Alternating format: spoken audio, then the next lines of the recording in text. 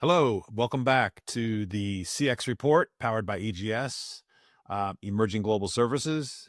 This is the show where we explore real world strategies to transform the patient experience, reduce operational overload, and help health organizations thrive in one of the most financially challenging eras we've ever seen. I'm your host, Steve Shefveland. I'm the founder and CEO of Emerging Global Services, EGS.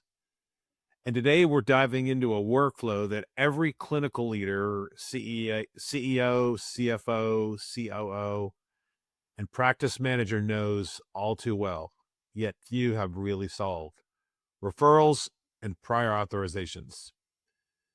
These two words can instantly trigger stress in any healthcare operations team. So today's question is really simple. Are you still handling referrals and pre-authorizations in-house? And if so, why? The problem we're not talking about, referrals and pre-authorizations, are really a hidden drain in healthcare.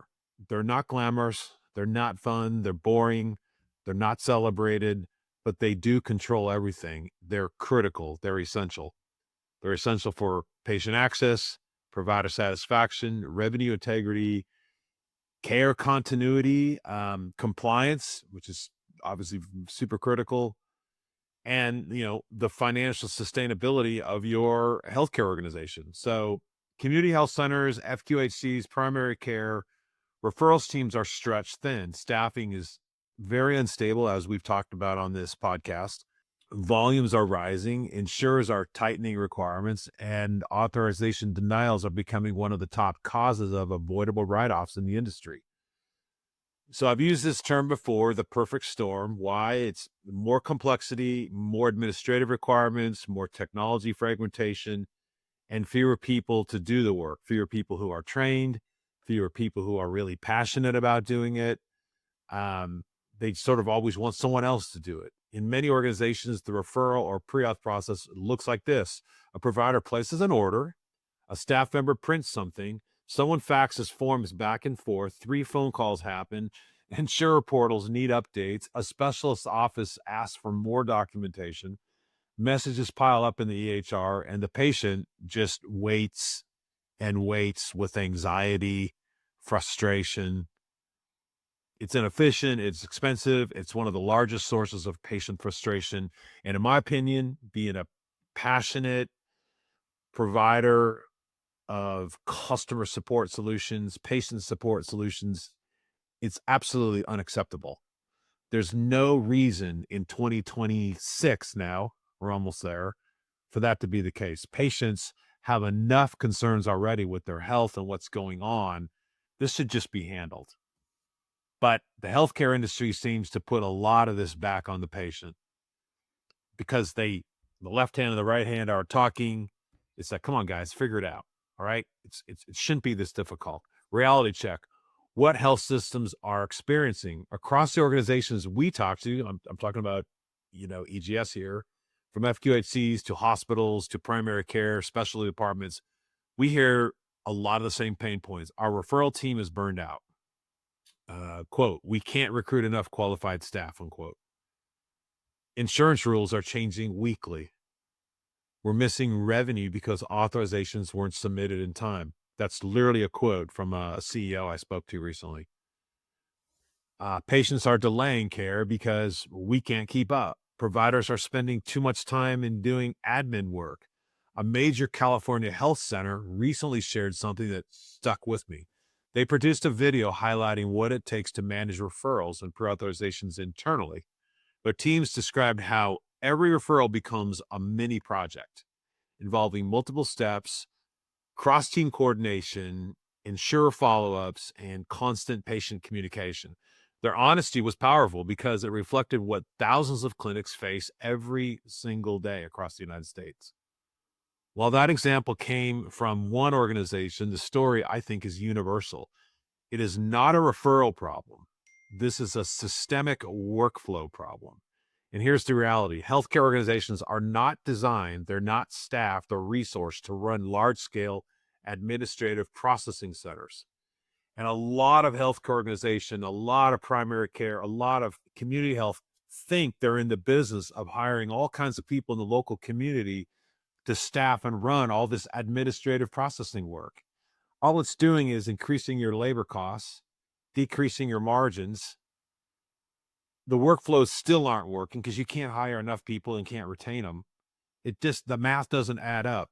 And at the end of the day, you're in the business of delivering world-class healthcare, not delivering world-class workforce solutions.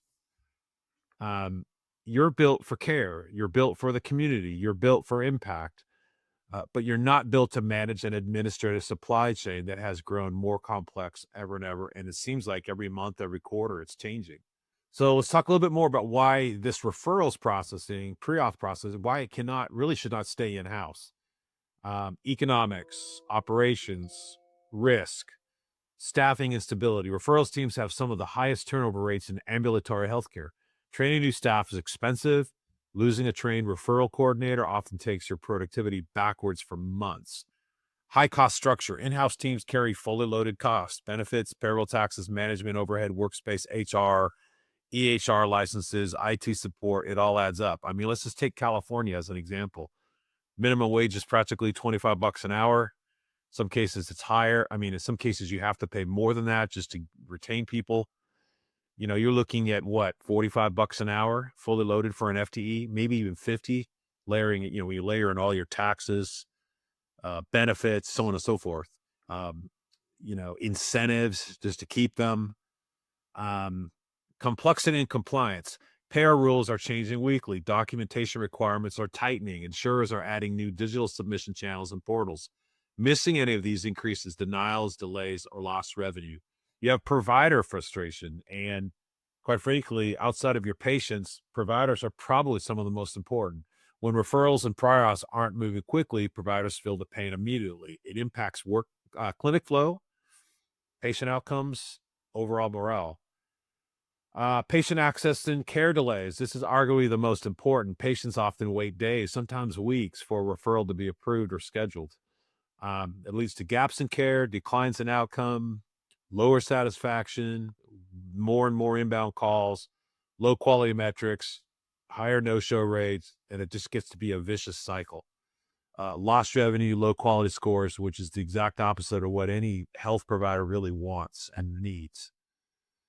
So I talk a lot about the hybrid model. That's high quality, highly trained humans working with AI is a better way to do this. This is where modern outsourcing, the kind of outsourcing that changes everything if you do it right. We're not talking about just general call centers. We're talking about workflow outsourcing. We're talking about specialists in healthcare, highly trained medical workflow specialists, healthcare focused AI tools, AHR integration, multilingual support, everything driven by SLAs, everything driven by data, real-time, daily, weekly reporting, full transparency. The hybrid with AI plus humans working well together can fix so many of these issues, fix them quickly, fix them, fast, quickly, efficiently, effectively, and quite frankly, reduce your costs, 50 to 80%. So just think about it. If you're at $45 fully loaded, think if you could cut that 80%, that's staggering. So, the results of all this: faster turnaround, higher accuracy, lower denial rates, much lower cost structure, happier providers, reduced burnout, patients moving through the system faster, patients who are getting critical access to the care they need quickly. So healthcare organizations can gain a scalable workflow engine that performs consistently regardless of turnover, staffing changes, volume spikes. That's what our organization does. And I know there's other organizations out there that do this. So let's talk a little bit more about why our organization is making the shift. Well, the trend that we're seeing is organizations that once said, we'll handle this ourselves, are now saying, why are we doing this at all? I mean, I had one CEO say to me, I don't want the hassle anymore. It's too much work. It's too much expense. Steve, just take it off my plate. Take it, manage it, run it.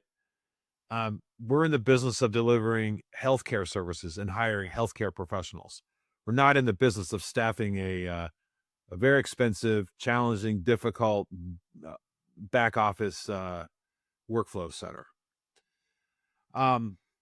So, going back to this, why are we doing this at all is what a lot of them are saying. It's not because they failed internally, it's because the world's changed is a big part of it.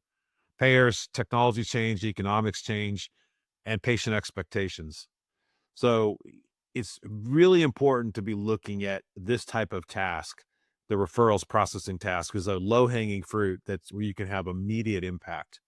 You outsource what doesn't differentiate you. That's another thing to think about is people talk about outsourcing, but all of this stuff that it's just rudimentary work, it's expensive work, scheduling referrals, we're talking about referrals here, but a whole host of workflows, they don't differentiate you. Um, so focus on what you really do. Focus on what the businesses you're in and find a provider that who can handle these workflows effectively, efficiently, to the point where it may start to differentiate you when you have someone really focused on it because that's all they do and that's what they're good at.